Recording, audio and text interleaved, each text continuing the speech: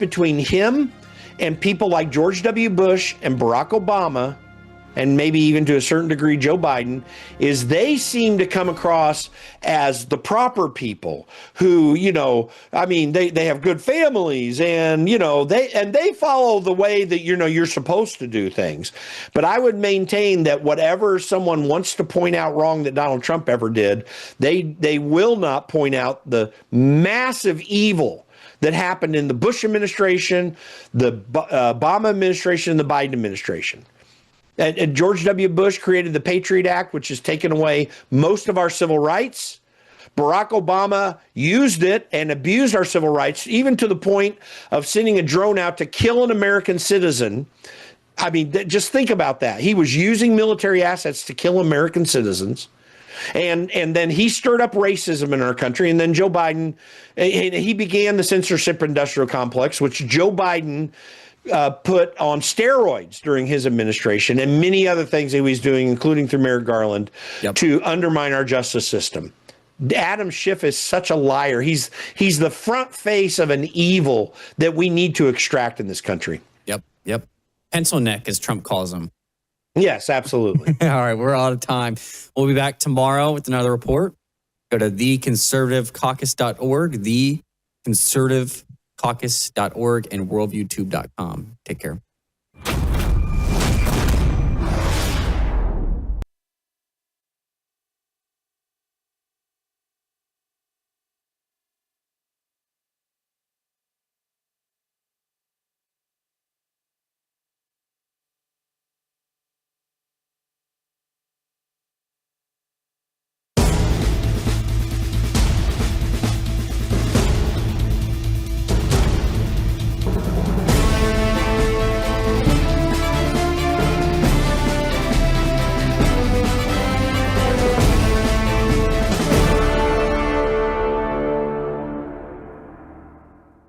Joining me now is Annie Cyrus. The big controversy for a lot of folks online is, I guess, a bunch of conservatives went to Qatar, or Qatar, depending on how you say it, including apparently Don Jr. I don't know about that. I haven't seen video of that, but apparently that's the case. But I do have video of Tucker Carlson on stage in Qatar, and apparently he's even going to, I guess, buy property there. Listen to this, guys. Listen to this, and Annie's going to respond to all this. Here we go. Last question. I've been personally, not to make it about me, but I have been criticized as being a tool of Qatar. And I just want to say what you already know, which is I've never taken anything from your country and don't plan to. I am, however, tomorrow buying a place in Qatar. Both because I am pay a high check in Doha, yeah, and I'm doing that because I like the city. I think it's beautiful. But also to make the statement that I'm an American and a free man, and I'll be wherever I want to be. Wow. Is that the same clip as this one? Why is the audio so messed up on that one? I don't know. It sounded so hingy and everything. I mean, anyway, the audio is what it is. Let's see what this one is. Personally, not to make it about, I guess they're all audios that way. They might need some help in Doha with their audio. Okay, I got another one for you, friends. Sounds like Glenn Campbell. Here's another song for you, my friends. That's how Glenn Campbell used to talk, for those who don't know. Here is Carlson again. Well, I like it here a lot. Yeah, I like it. You have been... By the way, I'm an American. I can go wherever I want and speak to anyone I want to because I'm a free man. That's the promise of my country. And some are seeking to change that and to put our population into mental bondage, and I'm not participating in that. And when you've questioned AIPAC and you've questioned things, are you facing a consequence and a backlash that now day to day? I have a right to say what I think. I'm an American citizen, period. Okay, well, I don't know what he means about putting people in bondage or whatever. I think people ought to be able to speak what they want. I'm a free speech guy, right? Now, free speech doesn't mean I can't have standards for my broadcast platform. I don't let people come on here and just curse a blue streak. We try to edit all that out when we play even recordings, right?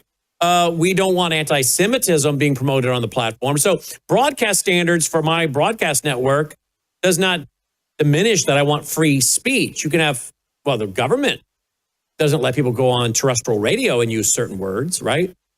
So I am not for canceling people over their views, but I'm also not for saying that people can't criticize people with certain views. And if they do, they're somehow not for free speech. You can't have it both ways.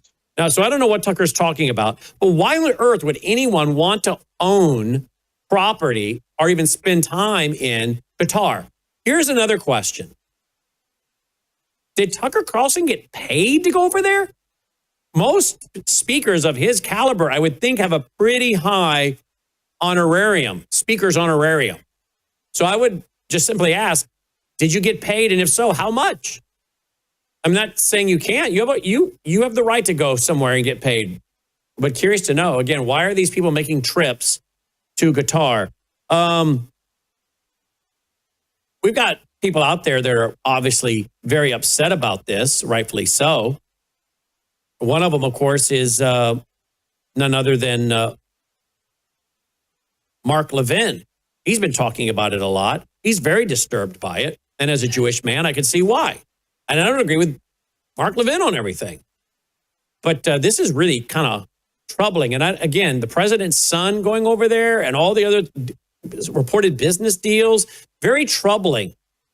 Where's the outrage by people? But if you're somehow pro-Israel, or if you believe in their biblical historical right to the land, then somehow you're being paid $7,000 for every post on Twitter or X. I've never been paid by the government of Israel or anybody to post anything about Israel. No one pays me to put a post.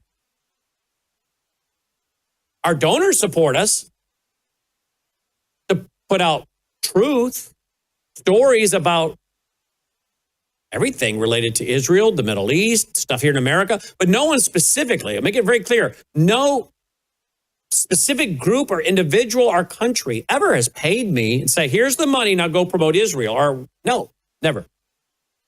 Now, if people want to get paid to go do that, again, it's a free country. But why are people always wanting to question someone's motives that speaks up for Israel? But I don't see a lot of people questioning all the cozying up to Qatar other than by us conservatives, real conservatives. It just seems to be a double standard. Joining me now to talk about all this is Annie Cyrus. And by the way, happy birthday, Annie, to you. Thank you, Brannon. Appreciate it. All right. So what do you make of all this? Horrible that you have to be here on Brannon Howse live on your birthday. Wow. I'm sorry. Oh, I love it. I think it is wonderful to close my birthday. Okay. What better way to close your birthday than joining Brannon Howse and telling some truth? I think that's pretty amazing. Well, you're very kind, and I'm glad you're here, and happy birthday. Look at what Levin said 5 hours ago or so. What we saw in Qatar, in the Qatar spectacle this weekend was a massive disconnect between the ruling class elites who lavish praise on the terror monarchy and in return are lavished with money and luxury and the American people. I will be discussing this more on my radio tonight. It's a big and growing problem. We don't need foreign money in our colleges and universities. I'm sure he's referring to what, $40 billion it's reported now has gone from Qatar to American universities? Yes. So what do you make of Tucker Carlson saying, I think I might buy a property here? Why not?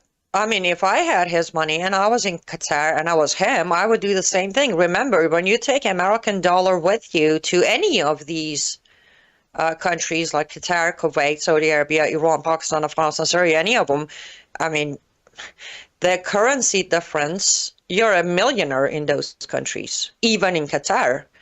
Now, why would he do it? The same reason Kushner does it, the same reason Trump Jr. does it, the same reason Trump himself does it. It's a good investment, especially if the Western government continues helping Qatar become this fake, modern country in the heart of Asia. It's a good investment. But let me add just a few quick things here to clarify since you asked. What happened over the weekend on the 6th and the 7th of December is called Doha Forum. This was the 23rd annual Doha Forum. There was 2 years that because of COVID, they did it, virtually, and they don't count that. But, however, it is the first time.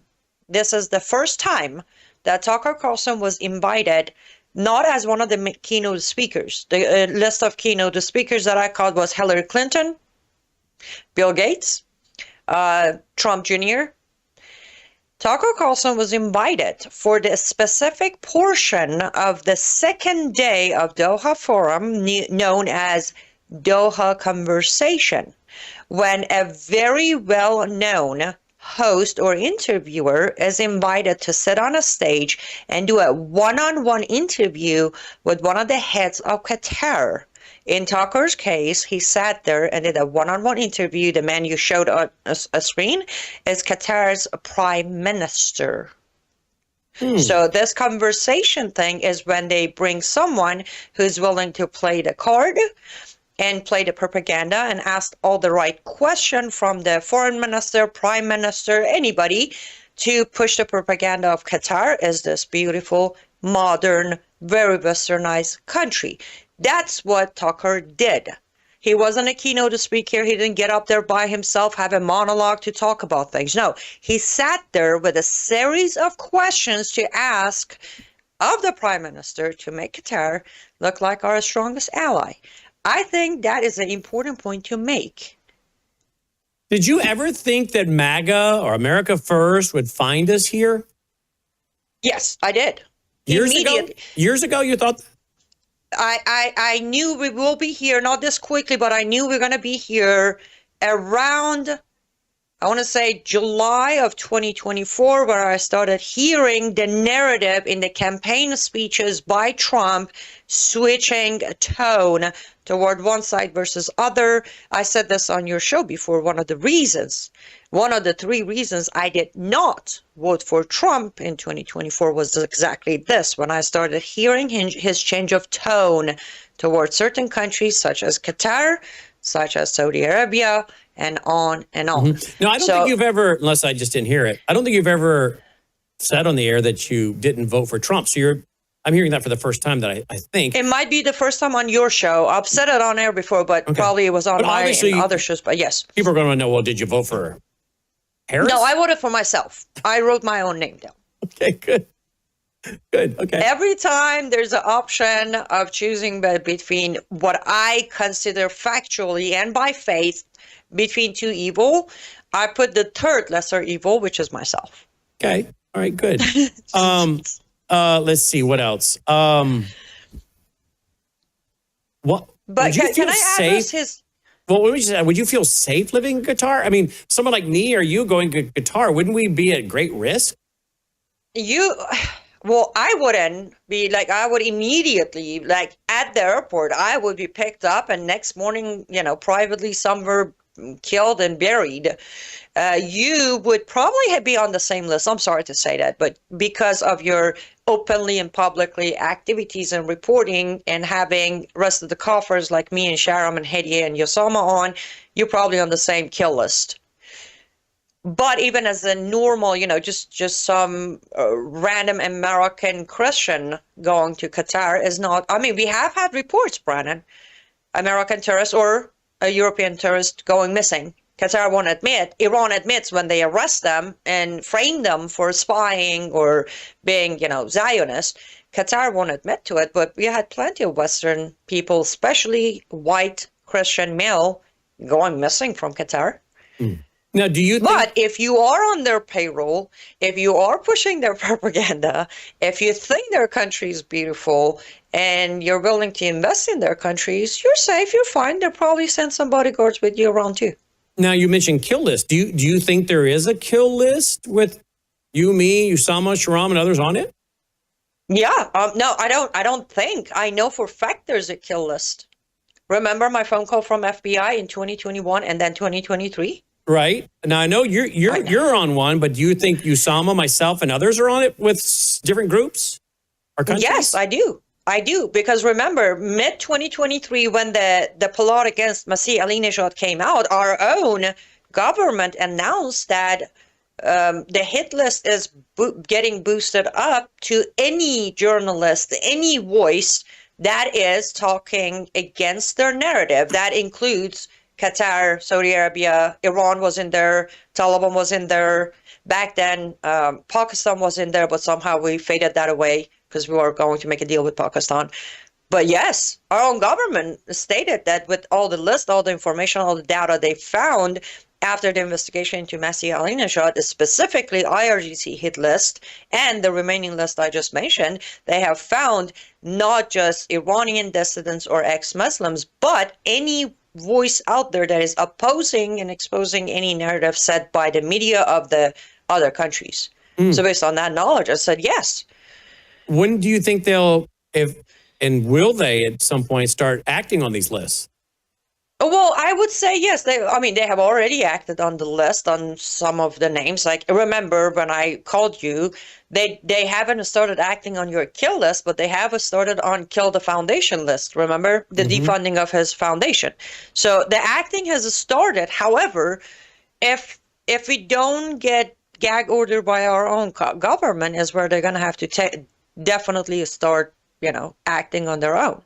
And again, we have reports in last month from America, from France, from UK, Germany, Belgium, the most recent, saying that they are putting time and effort through their intelligence officials to counter plots against people like me and you.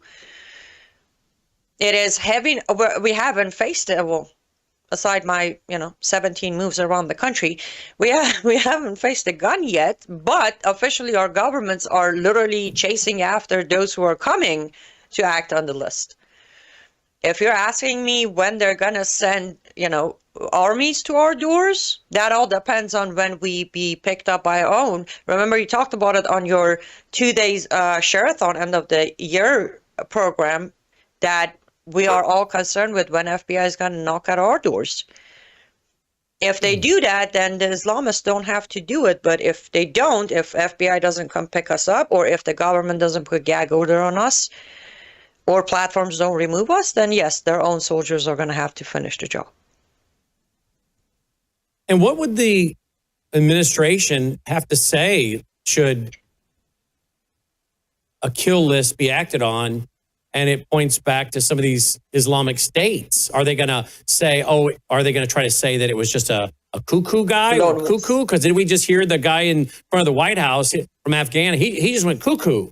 So Islam. Right? I'm sorry. Don't you love how the first reaction by Trump is that he's an animal, but then next day it's like, he just went cuckoo. So are you saying that if you and I are murdered by an Islamist, that this administration, like the last administration, is basically going to cover it up? Absolutely. It's going to be the same narrative, mental illness, lone wolf, radicalized by local neighbors. Annie provoked them. She should have stopped talking about them. Brannon should have stopped calling it what it is. All those excuses. Again, I know personally of a list of 26 Iranians who have already been killed from the kill list since 1986 until today, and every single one of them either is still a cold case, open case, or the person who was arrested ended up being some mentally ill person or lone wolf, or it was a personal issue. That's the record shows. It doesn't matter where it is. They've been killed in Turkey, in Germany. We had 3 killed in UK. Remember Salman Rushdie? No report mentioned that the guy who was born here, raised in his Lebanese family with devotion to regime of Iran, they just called him a lone wolf who had personal issues with Salman Rushdie. I promise you that person never even read Salman Rushdie's book, but that's how our media phrased it. It was a personal issue. It had nothing to do with the fatwa that's been standing for how long now? 34 years? Mm-hmm. 34 years ago, fatwa on Salman Rushdie was up. It was issued, and to this day, well, now he is, he has lost one eye and pretty much half of his body. But yes, now, me, you, anybody else, if they get us, even this, especially this administration, is going to cover it up. Most likely blame us for being provocative, controversial, Islamophobe. List goes on. Mm. Well, another reason we're listener supported is because we don't get funding from Israel Qatar. or Qatar. I don't get funding from either one. But apparently Qatar does fund journalists. Listen to this, please. كانوا على البيرول مالنا شلون يعني؟ كنا ندفع لهم بعضهم صاروا نواب الآن وبعضهم صاروا وطنيين أعرفهم أنا في دول كثيرة كانوا ندفع لهم يعني نشرحهم كل سنة وفي ناس لهم مرتبات كان في ذاك هاي كل الدول العربية كانت تعمله شو أنت فكرك مش الكل ولكن الأغلبية. Wow. Have you seen that clip before? Yes, I have. And don't you just love how it's like, big deal? Why are you making a big deal out of it? All Muslim countries are doing it. Yes, I have. And yes, that is accurate. And again, this is not a modern thing. This is not a new thing. It's been going on for 50, 60 years. What does it say about then where we're going 5, 10 years from now? Are you saying where we're going? For the country. In yes. other words, in the next 5 to 10 years, basically, the warning signs is that here are that there's no one really resisting at the governmental level, that you should prepare for Islam to fully take over the United States of America. If we continue how we are right now, in next 5 years, instead of 18 cities fully conquered in America, we're going to have, every state conquered by Islam in America. And that's not over exaggeration. You look at, again, I repeat, in a month, in 5 weeks, who's being inaugurated in New York City? Mamdani. The very man who to this moment is still standing by. By the way, so I want to say kudos. Again, I disagree with Bibi on a lot of things, but good for him, because when he, a few days ago, he was asked by a journalist in Israel saying, what are you going to do after Mamdani's inauguration, considering he said he's going to arrest you if you go to New York City. And Bibi answered very, very calmly and said, well, you're going to have to wait until I arrive there, don't you? I think that was amazing. But we have a mayor who has said he's going to arrest Netanyahu. And Trump basically endorsed him, said we have a lot in common, and he's going to do great things for New York City. And then we have the 2026 coming up with a lot longer list of candidates that are Muslim. And it's not just about being Muslim. It's that when you look into them, wearing the hijab, doing the Sharia, wanting mosques, wanting anti-Islamophobia bills passed, all of those are coming 26. And again, Trump's not stopping them. The White House is not stopping them. Congress is welcoming them. Senate is looking the other way. So yes, we're going to be fully conquered. We will be fully conquered. No, but without even needing another September 11th. We're giving away the country. And again, you have, I'm going to reverse this. Brannon, imagine yesterday and the day before, Doha Forum took place in Doha, Qatar. Report came out that Hunter Biden was on a stage as one of the speakers. Would we hear as much silence as we hear today?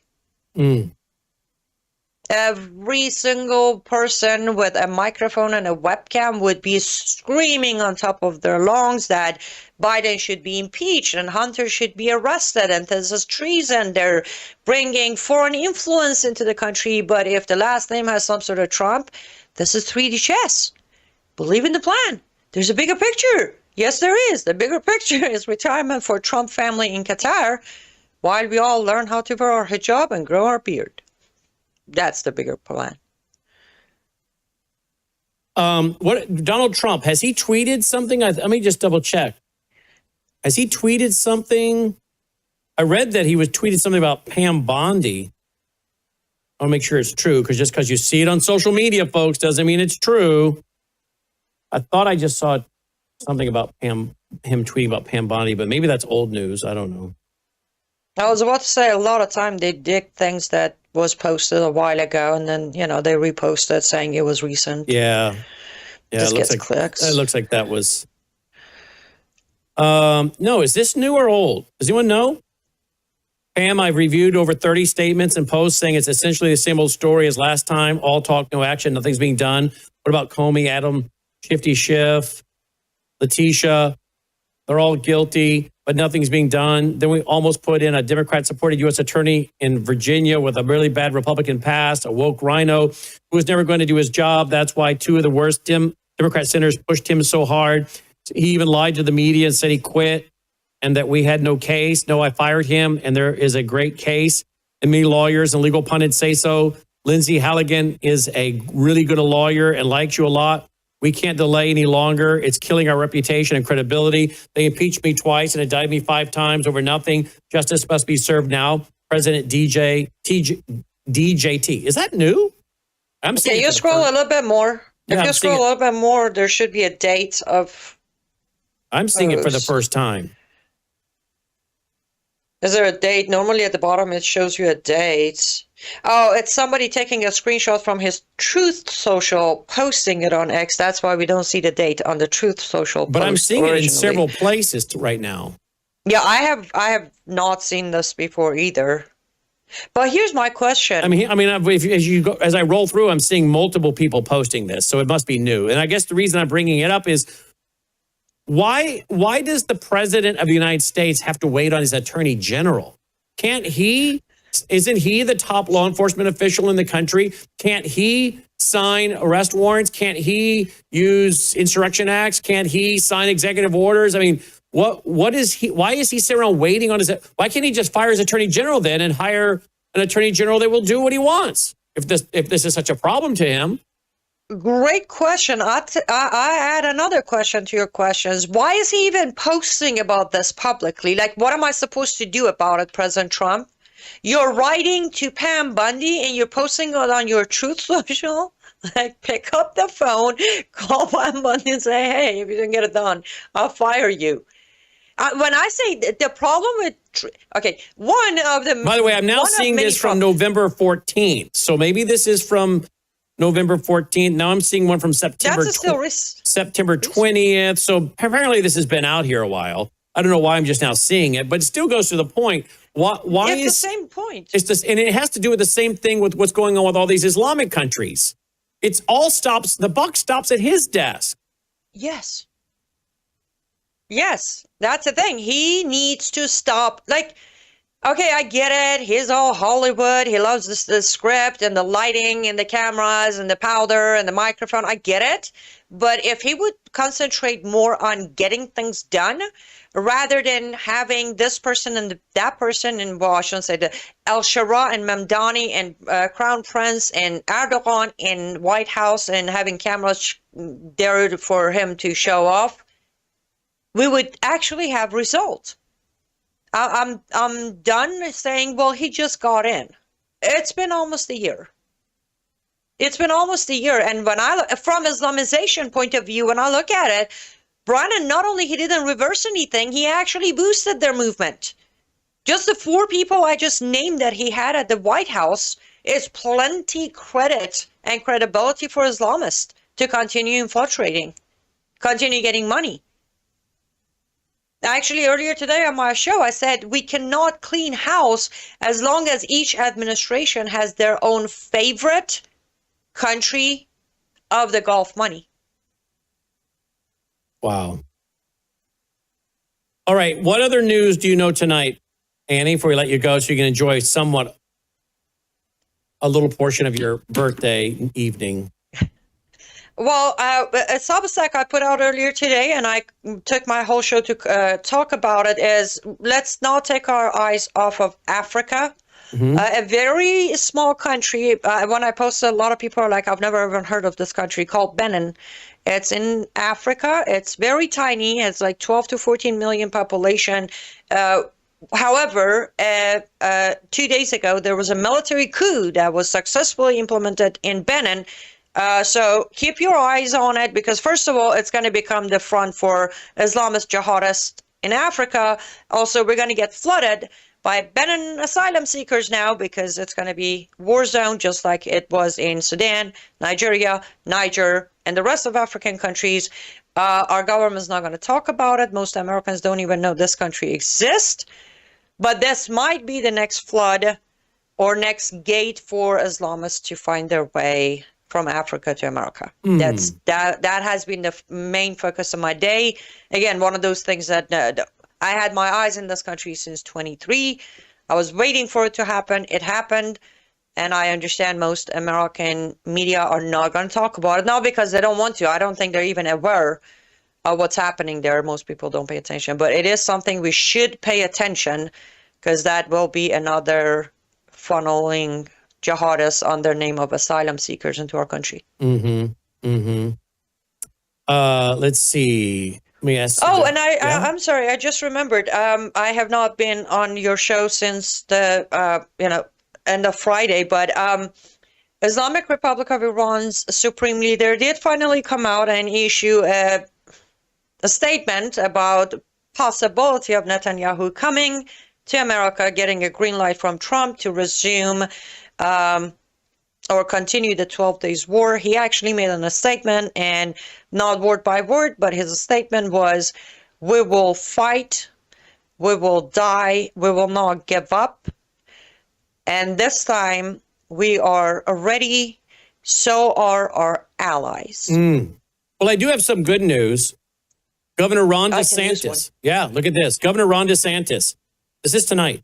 Florida is designating the Muslim Brotherhood and the Council on American Islamic Relations CARE as a foreign terrorist organization. Florida agencies are hereby directed to undertake all lawful measures to prevent unlawful activities by these organizations, including denying privileges or resources to any providing material support. That's good news. Great. But that is great news. Will it actually happen, though? Will it actually be more than just an executive order? Will it actually do something? You have got to stop reading my mind. Because we know that the Governor Abbott down in Texas has done the same thing, but I don't think that means anything. We know that Trump has an executive order to look into a few chapters. But again, we got these one or two trouble chapters. They're taken care of. I mean, wait a minute. You have a whole network. So I wonder if this is political posturing. And why are they all doing this now? It must be because the grassroots, they see the grassroots are really, which I'm going to take credit. You and I and Usama and Sharam and a few of us, Robert Spencer, Pamela Geller. There's some of us that have been on this for a couple decades now. So the grassroots must be making enough noise that elected officials at high levels are having to do something that appears as though they're confronting the problem, right? Absolutely agree. Yes, especially after the lots of noise from all of us regarding Al Shara, Syria, Qatar. This is a movement of, look, we're dealing with the big bad monster, Muslim Brotherhood. Leave Qatar and Syria and Saudi Arabia alone. But here's the thing: what you just read, the same thing with Abbott in Texas. They name Muslim Brotherhood. They also name CARE, right? But all of the CARE chapters are still active and open in Texas. They're still active and open in Florida. Remember, CARE Florida is the one that established on the calendar in Florida only the Islamic Appreciation Month. I will believe this as genuine pushback from our government, local, state, or federal, as soon as we hear headquarters of CARE suing these governors for closing and shutting down care departments in the state. When that happens, what do they mean by any illegal activities? CARE's existence is illegal. So if you're letting a CARE chapter continue running in your state, suing non-Muslims of your state, making money off of your state and federal government through their 501c status, then you're not fighting the problem. We'll see if they're going to close those chapters in Florida and in Texas. Yeah, we will see. But on the paper, this is great news. Okay, now what do you make of this? Disclose.tv. You might need to get out your little search engine real quick. They're reporting that Kushner takes financing role in hostile bid for Warner Brothers. Jared Kushner's affinity partners, along with the Saudi and Qatari sovereign wealth funds, taking financing role in Paramount's $108 billion hostile bid for Warner Brothers Discovery. Let's see here.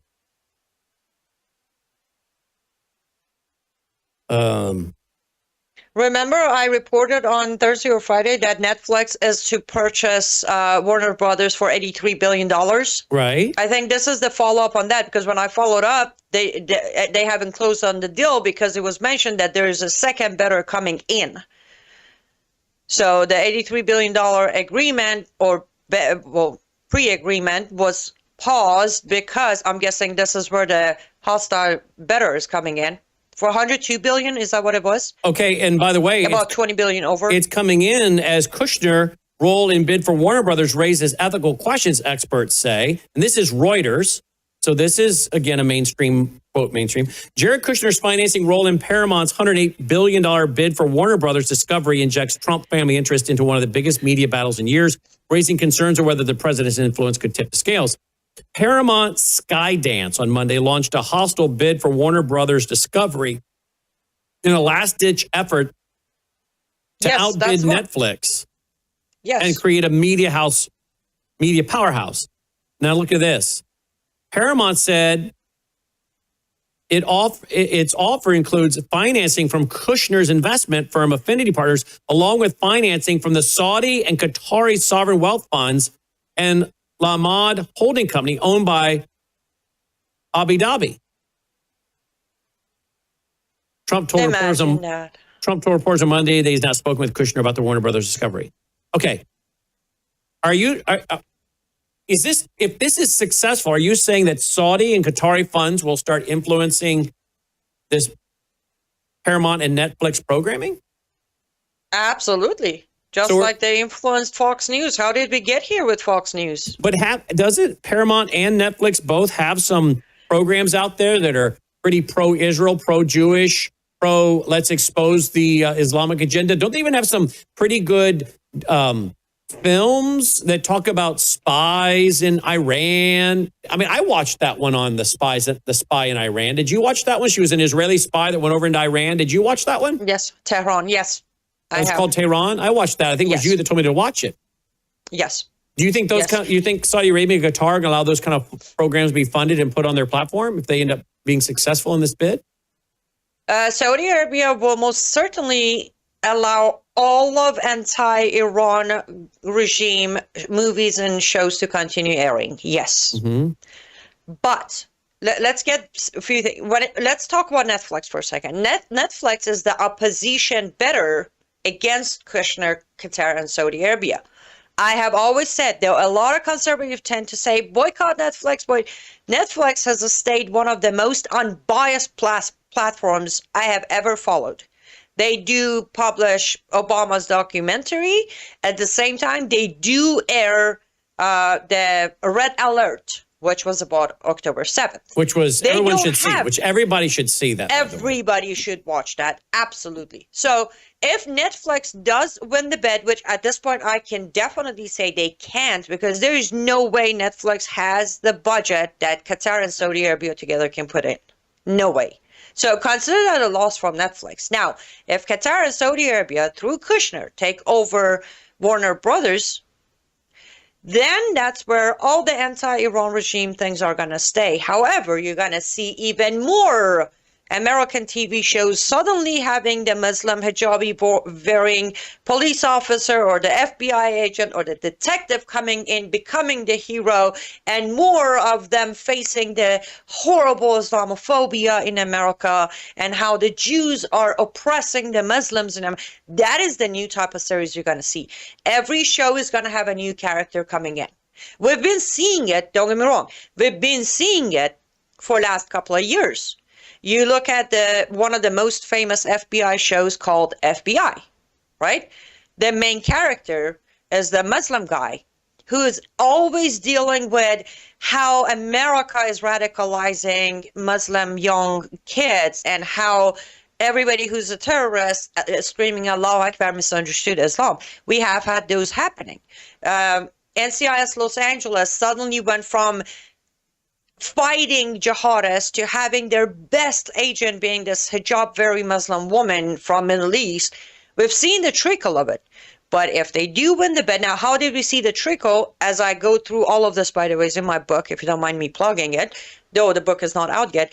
We started facing that through organizations like CARE. Why? Because a lot of big companies like Paramount Picture, admittedly by themselves, they started having CARE members come into studios and read the scripts to avoid any Islamophobia. So CARE started rewriting characters in the scripts. Now imagine if you have Saudi and Qatari money rewriting characters, rewriting stories, rewriting heroes and monsters. That's what we're going to face. You think this is going to go through? Yes. Qatar and Saudi Arabia have unlimited sources of money. They infiltrated all of our colleges. The only 3 colleges Iran could infiltrate to counter Qatar was 3. Iran, with that much money, they infiltrated 3 colleges. The rest of them are under control of Qatari, some of them Saudi. So yes, if they entered this bed, they'll win it. Funny enough, yesterday I followed up to see if the purchase is completed by Netflix. I was happy about it. And then I saw that there's a hold on the offer. I didn't know that Kushner's coming in to be involved with Qatar and Saudi money. And yes, this should raise questions. How far is Jared Kushner going to, I mean, the 666 Fifth Avenue was his personal business. Fine, he wants to do that. But the rest of it is involving American lives, our culture. So I guess because it's Kushner, I'm sure there's a bigger picture we're not seeing today. But yes, Qatar and Saudi will win this bet. Netflix cannot bet them. So again, this goes back to what we started out with, which is they're going to be running the education game, the media game, the political game. They're going to have the major power centers. Islam will have the major power centers. Whereas the Marxists, candidates. Yeah, where they're going to fund the candidates they want. They'll have the educational propaganda they're funding. They'll have the media, the films, the movies, etc. The way the Marxists said we're going to have the long march through the institutions, right? And the Marxists set out to hit those power centers. Now the Islamists are doing it. And of course, the Islamists are in partnership with them because we know that Carlos the Jackal said without a coalition of Marxists and Islamists, we can't bring down America. But if all of our kids and grandkids and citizens are raised on a diet of pro-Islam through their mass media, plus their educational system, and then they buy the candidates who then pass hate crime laws to stop people like you and I from telling the truth, pretty soon you have an echo chamber for Islam in America. Yes, sir. You literally, what you just said would make a perfect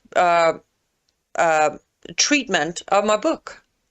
Really? How every jihad named, all 10 of them, and how we have looked the other way while they use every single one of these 10 faces of jihad to conquer us. And if we don't reverse the damage, we might as well, as I said, discover an island and move, or get ready to fight in any shape or form, genuinely in any shape or form. Is this an accurate video? Is this accurate? Again, we have to be so careful what's online. Is this accurate? With about 50 members of Congress in the next 6 years. That's really the essence of dismantling the system of injustice, is to replace it with the people who represent the Prophet ﷺ. Let me do that again. Let me start from the beginning. We may end up with about 50 members of Congress in the next 6 years. That's really the essence of dismantling the system of injustice, is to replace it with the people who represent the Prophet ﷺ. We may now with AI and everything, we have to double check and verify. Is this a legitimate? I need to check, and I'm not. This did not look like an AI made video. However, the cuts, if you play it back, the second cut where he said to replace it with Mohammed's idea, it feels like something was taken out of that. Yeah, I just want to make sure it was a jump cut there, but it was definitely not an AI made. I mean, And I don't know how much, you know, Yeah, it was put up there by Tony. Here's Tony. I've played a lot of his stuff. You know who he is? I have come across some of his posts on X. Yes. So let's look into that, see if that's legit. But this would not be the first time they've told us they're going to do this. Well, here's the thing. What he's claiming, it's not made up narrative. That is accurate. That is correct. Remember, again, going back to the sources of Islam, Muhammad said you have to obey the law of the land until it goes against word of Allah. Then it is obligatory to you to reverse those rules and laws and behavior back to obeying Allah's words. So that being said, yes, a Muslim's duty in a society of a non-Muslims is either become a lawmaker, change the law, become a teacher, teach kids Islam, I don't know, become a police officer to enforce Sharia, whatever role you can. Again, these are all the jihads we're talking about, right? Each Muslim in a community of non-Muslims have their own duty, because end game, every breathing shall be Mohammedan, every person shall follow Sharia. How do we get there? Everybody plays their role. Everybody plays their role. They go knock at the neighbor, say, hey, you know, can you tone it down a little bit? We're about to do our prayer. Next time, and then gradually neighbor will automatically tone it down. You culturally change house by house. Remember the video of the imam who said, Islam will come to every single house in America without you even knowing it? That was when they secretly started having a chapter about Muhammad as prophet in the school books. No chapter about Christ, no chapter about Noah, no chapter about Abraham, no chapter about anybody, just Muhammad. Making him this great husband, a one wife. Bunch of lies. I still have that book. Let's also, one of the parents sent it to me. I also want to know, what do you think is coming in 2026 before we wrap here? Here is another video by Mamdani. What do you think is coming in 2026, particularly when it comes to ICE and illegals and anything else terrorism-wise? Here we go. Last weekend, ICE attempted to raid Canal Street and detain our immigrant neighbors. As mayor, I'll protect the rights of every single New Yorker, and that includes the more than 3 million immigrants who call this city their home. But we can all stand up to ICE if you know your rights. If you encounter ICE, these are the things that every New Yorker should know. First, ICE cannot enter into private spaces like your home, school, or a private area of your workplace without a judicial warrant signed by a judge. That looks like this. If ICE does not have a judicial warrant signed by a judge, you have the right to say, I do not consent to entry, and the right to keep your door closed. Sometimes ICE will show you paperwork that looks like this and tell you that they have the right to arrest you. That is false. ICE is legally allowed to lie to you, but you have the right to remain silent. If you're being detained, you may always ask, am I free to go, repeatedly, until they answer you. You are legally allowed to film ICE, as long as you do not interfere with an arrest. It is important to remain calm during any interaction with ICE or law enforcement. Do not impede their investigation, resist arrest, or run. One last thing. New Yorkers have a constitutional right to protest, and when I'm mayor, we will protect that right. New York will always welcome immigrants, and I will fight each and every day to protect, support, and celebrate our immigrant brothers and sisters. All right, so what do you think is coming with that in 2026 in New York when it comes to illegals? Can I say something before I answer your question? Yes. Mayor-elect Mamdani, New Yorkers aren't the only ones who have the right to protest. Americans have the right to protest. But when we say New Yorkers or we say Americans, that applies to those who are Americans through either birth or naturalization. But the fact that you had to put a subtitle on your video in Spanish says all I need to know about your mindset. You really think the samples of arrest and judge order and all of that, those that you're explaining to, they would even know the difference? None of them, either from Mexico, from Syria, from Iran, so they don't read English, they don't talk English, they don't understand. So maybe you should tell them first go learn English, so when they show you an arrest warrant, you know if it's real or not. Sorry, some of these videos are just out there. Anyhow, okay, now what's coming? In New York City, I honestly don't know. Because of the absolute last minute flip of Trump on Mamdani, I have no idea if anything is going to even happen in New York City, because Trump supports everything Mamdani proposed. So New York City is just going to be destroyed with no pushback. Simple as that. Okay, so how many? Yeah. But as far as the entire country and ICE and illegals, let me be the Debbie Downer. The same thing that happened in 2025. We arrested a bunch of people. We deported nobody. Well, let me get to that, because how many of these people that are being arrested as, quote, illegals are Islamists? How many of them are just Hispanic from Honduras, Mexico, Guatemala, wherever they might be? How many of them are actually illegals that are Islamists from Middle Eastern countries? Do we even know? Do we even know? Nope, we don't. But there is no database. There's no report. There is no way to find out. What I'm trying to figure out is the Trump administration cracking down on Middle Easterners or not? Because that would seem a little odd if you're in partnership with Saudi Arabia and Qatar and all these groups. Would you go around arresting some of their people? Yes. So here's the new language. Again, I have not seen it happen, but the report by Trump phrased it very bad, and then immigration put out a press release properly. Supposedly, they have put a hold on any application, accepting new application. He called it third world countries, but technically from the 19 countries that were originally in his travel ban from April 2025.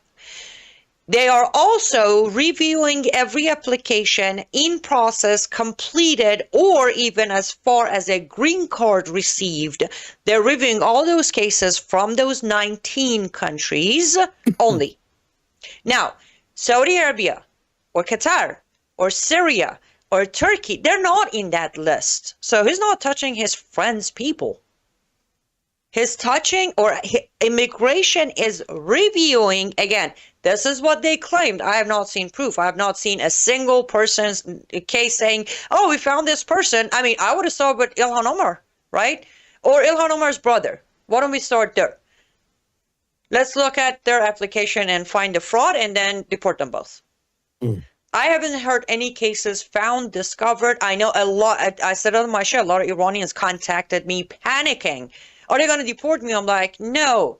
I don't think they're going to review, but because Iran is on the list, they're going to review every application of an Iranian, including those who hold green card. If they find a problem, you're going to be brought back for new interview, and they go from there.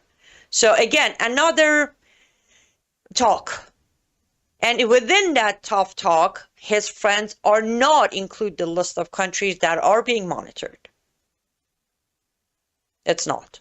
All right. Now, let's go to another tweet by President Trump today, because I think, frankly, where we're headed, it's my opinion, all of this controversy of housekeepers, Mexican, Hispanic housekeepers being arrested or workers being arrested, and I'm not trying to imply that all Mexicans, that's all they do is housekeeping, but there are a lot of families that have had housekeepers and people that have been with the family for years, and they're now seeing this on a personal level. And of course, then you have employers that have people that work, roofing houses or whatever it might be.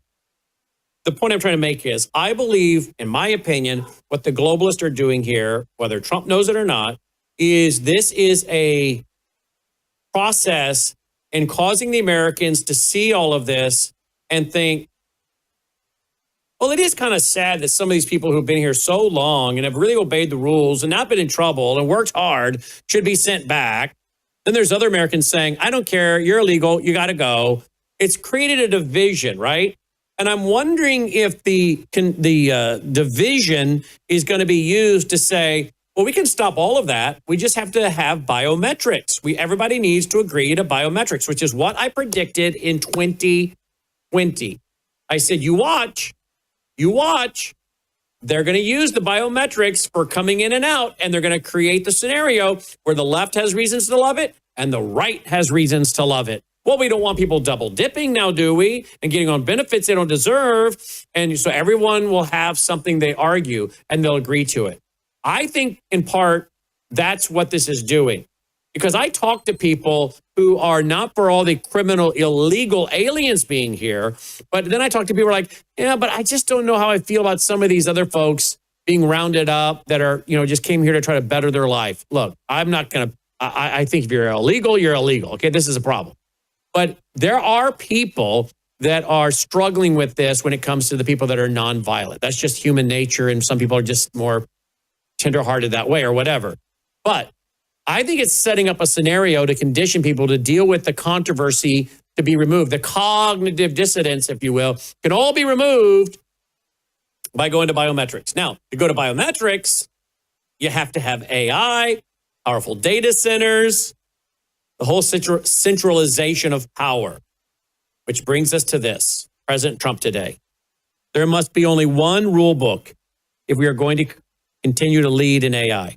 We are beating all countries at this point in the race, but that won't last long if we are going to have 50 states, many of them bad actors, involved in rules and the approval process.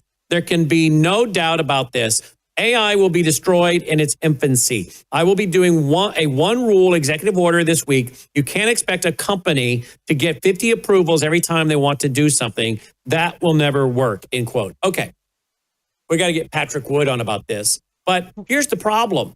Are we now just nullifying state rights?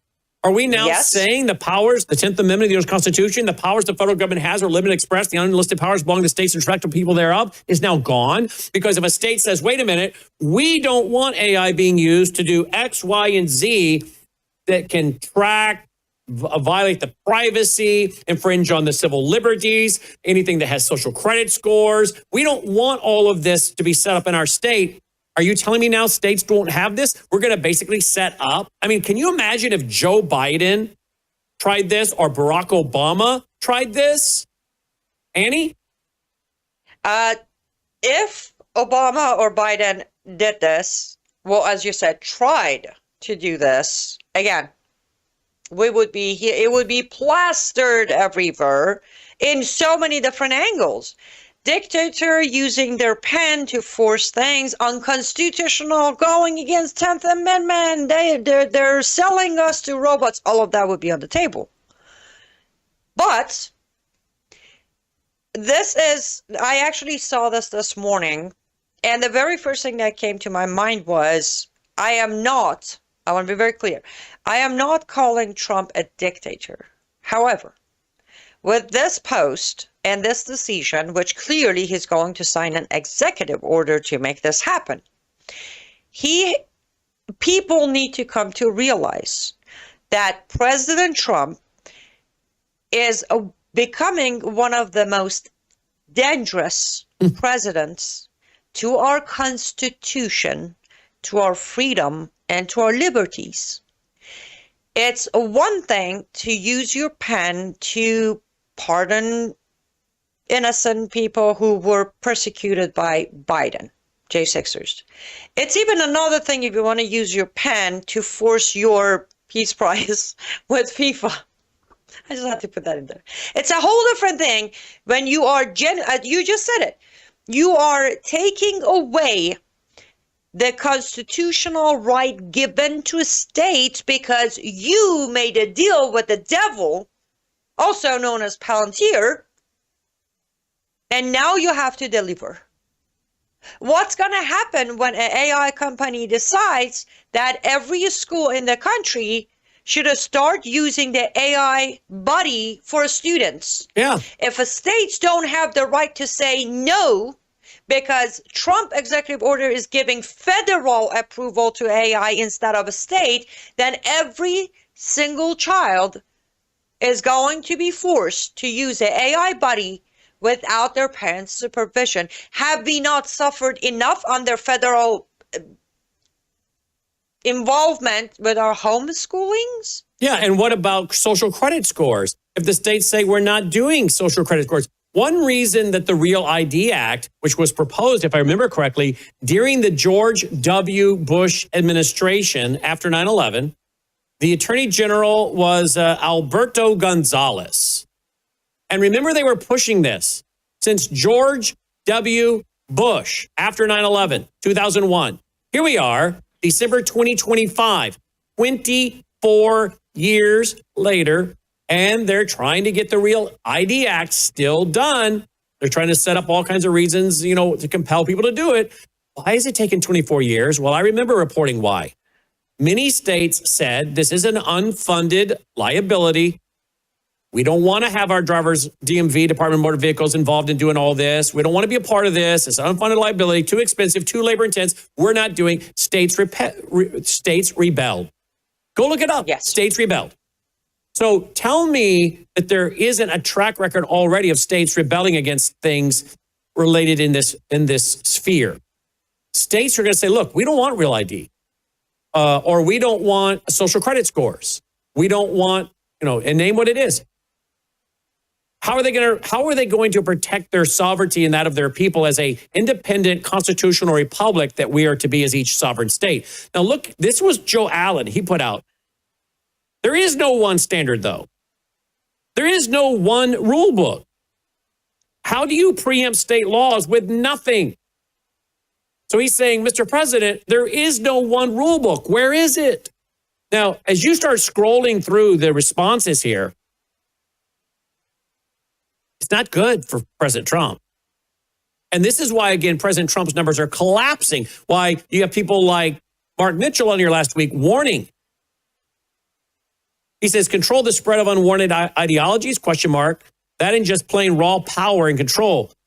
There's that too. Trump has boomer brain. Not about that life. So he's going to force Waymo in Florida. The demand side of economy must crash at once. Which state has the lowest AI development? That would be the safest, most prosperous place. I believe that George Orwell's biggest fear would have been artificial intelligence. This will be the first time I pray for Trump to lose at the Supreme Court. Someone says civil war. Another person says not coming out for the midterms. That's officially now a fact. This is a total deal breaker. Energy production is the standard, and China is producing more energy than any other civilization on or in the planet. So guess who's winning? He officially chose the rich tech oligarchs over us, the same ones that hated him and helped him.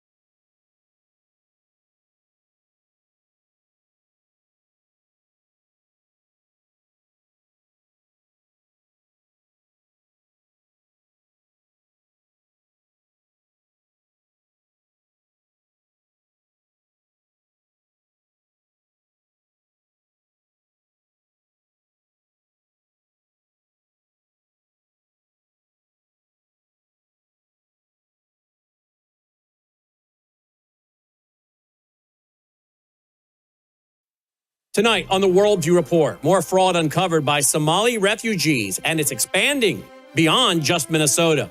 We'll show you how at least one state is moving forward with plans for a digital ID. And it's not just California or New York or some other diehard blue state. The former head of the CDC says the COVID shots should be permanently removed from the market due to safety concerns. Another American gets attacked by an illegal alien on a Charlotte, North Carolina light rail train. And the CDC's Advisory Committee on Immunization Practices votes in favor of eliminating the universal recommendation that all newborns are subjected to a hepatitis B vaccine at birth. All these stories and more as the Worldview Report begins right now.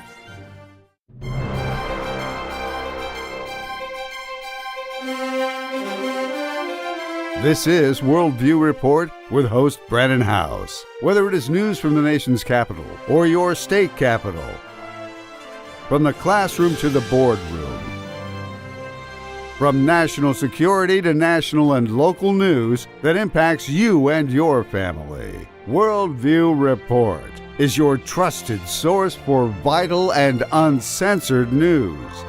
And now, here is Brannon Howse. Good evening, and welcome to the Worldview Report. Leading off tonight, we have a breaking news story about Somali refugees committing fraud, not just in Minnesota, but also in the state of Maine. Steve Robinson, editor-in-chief of the Maine Wire, he broke the story. Robinson, in an interview with Newsmax, said that a refugee from Somalia came to America, started a nonprofit, and opened a multi-million-dollar migrant care service agency. He added, quote, "He's getting over $5 million per year from American taxpayers, being given no-bid contracts from Maine Governor Janet Mills, and is building a military in Somalia. He has been funneling money back to Somalia to build a military in Somalia. The guy is running a migrant services agency that bills Maine Care, which is what we call Medicaid, about $5 million a year," end quote. He used the money reportedly raised in the U.S. to buy weapons, munitions, and supplies for a paramilitary force he had hoped to lead as the chief warlord of a state in southern Somalia. Here's Robinson with the rest of the story, including the involvement of Maine's Democrat Governor Janet Mills. Watch this. Let's introduce you to Somali-American Abdullah Ali, who came to the U.S. from Somalia in 2009. You're looking at, obviously, the man on my right who had discovered this story. He became a U.S. citizen, started a nonprofit to help immigrants, started several businesses, including a multi-million-dollar migrant care service agency. And in 2024, he ran for president as he raised money to bankroll a militia in Somalia. Yes, you heard that right. A U.S. citizen who, according to the Maine Wire, gave an interview with Kenyan media in which he said he raised money in the U.S. to buy weapons, munitions, and supplies for paramilitary force he had hoped to lead as the president of Jubaland. Yes, that is a real state in Somalia. He was running for president in Somalia. Of course, he lost the election. We reached out to the Gateway Community Services in Maine, which Ali founded, did not hear back, ironically enough. The man who broke this report, editor-in-chief of the Maine Wire, Steve Robinson, dude, this is crazy. You really can't make this stuff up. I mean, the guy's running a migrant services agency that bills Maine Care, which is what we call Medicaid, about $5 million a year. At the same time that he's running for president, and to be clear, in Somalia, that he's running to be the warlord of Jubaland. Elections in Jubaland aren't exactly like elections in America. It's, whoever has the most guns is able to certify the election. So he needed to buy a paramilitary organization and paramilitary support in order to win that election, and he lost it.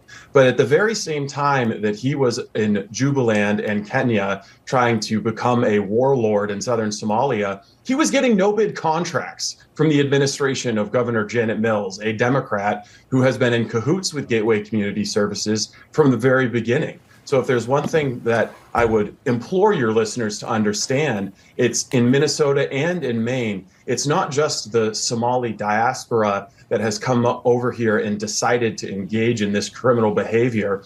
It's an industrial complex with the Democratic Party that enables and turns a blind eye to this behavior because they benefit from it through political support. And indeed, Abdullahi Ali's number two, his assistant executive director, is the former mayor of South Portland, Maine, and is currently a state representative from South Portland and a member of the Appropriations Committee. Decca Delac, one of his former employees, Yusuf, is a representative from Portland. Many Gateway Community Services alums have gone on to become involved in politics, and Governor Janet Mills created the Office of New Americans specifically to cater to the new Americans, new Mainers, illegal aliens. And the only employee of that organization is Alkas Ahmed from Sudan, who is a former employee of Gateway Community Services. I wish I had more time for this, but you're on a roll. Basically, long story short, is Maine's got a bunch of fraud with people taking money from the government and the taxpayers and then buying rocket launchers, sending them back to run for elections and president of whatever that place is. Jubaland. And then they're also turning around and getting out the vote for Democrats in places like Lewiston, Maine and Portland, Maine. Yeah, and when you drive into Maine, there's a big sign that says Maine, the way life should be. Not the way I see it. Steve Robinson, we appreciate it. So the Maine taxpayers are funding one side in the ongoing civil war in Somalia. And Democrat governors like Tim Walz in Minnesota and Janet Mills in Maine, they're okay with that? You really can't make this stuff up now, can you? In an Epoch Times interview airing on November 9th, former CDC director Dr. Robert Redfield, he calls for Pfizer and Moderna's COVID-19 mRNA injections to be pulled from the market because, quote, there's too many unknowns, end quote. Redfield, who led the CDC from 2018 until January of 2021, said he no longer recommends mRNA vaccines after working directly with patients suffering from vaccine injuries. Here's what he said, quote, I really would like to see the mRNA vaccine use curtailed. And personally, I'd like to see it eliminated, because I think there's too many unknowns, end quote. And then he explained, quote, when I give you an mRNA vaccine, what I do is I turn your body into a spike protein production factory. And spike protein is a very immunotoxic protein, end quote. The interview, well, it marks the first time that a former CDC director has publicly called for the removal of mRNA shots from the market. And now we can add Dr. Robert Redfield to the growing list of over 81,000 physicians, scientists, concerned citizens, and 240 elected officials. Those are numbers that are documented in a recent peer-reviewed study. All have called for the immediate removal of COVID-19 vaccines from the market. Experts are issuing new warnings about the growing cancer risk tied to lab-grown fake meat, raising alarms about a product marketed as the future of sustainable food, built on technology that, well, disturbingly is similar to tumor biology. Lab-grown meat, well, it depends on immortalized cell lines, which are engineered to replicate endlessly, just like cancer, according to reports. Scientists note this very fact alone warrants major concern, yet companies in the space apparently refuse to disclose key genetic modifications, growth factors, antibiotics, or chemical inputs that are used to accelerate the process. However, the regulators approving these products, they aren't asking many questions. Florida and several other states, they have already banned lab-grown meat, citing inadequate safety data and, of course, growing distrust of corporate-controlled food systems. The warnings now are spreading across the country, with the food safety world suggesting that those bans may have been well warranted. The Campbell's soup controversy, well, that has stoked fears over lab-grown ingredients, right? Without, of course, the consumers being made aware of such ingredients. Campbell's soup, that company is now under scrutiny after what was reported to be leaked audio that exposed an executive mocking customers. Martin Bailey, Campbell's vice president of information technology, referred to one of the company's ingredients as bioengineered meat and suggested that some company products contained lab-grown chicken from a 3D printer. This is what numerous news and print outlets are reporting. The suspect charged over the weekend for allegedly stabbing and seriously injuring a man on a Charlotte light rail train was a previously deported illegal immigrant. That's what the Department of Homeland Security has confirmed. The Charlotte Mecklenburg Police Department, they announced in a Saturday morning X post that it charged Oscar Celeranzo, 33, who attempted first-degree murder and 4 other charges after he allegedly stabbed Kenyon Dobby right in the chest on Friday night. The incident took place on the Lynx Blue Line. That's the same transit line that a mentally ill career criminal fatally stabbed, well, you remember, the 23-year-old refugee from war-torn Ukraine, and that was back on August 22nd. Soranzo, he's a Honduran national, and he was deported by the Trump administration in 2018. That's what the DHS confirmed to Fox News' Bill Malugin. The suspect, however, illegally re-entered the country 3 years later. That was after Joe Biden assumed the presidency, only then, of course, to be deported again by the new administration.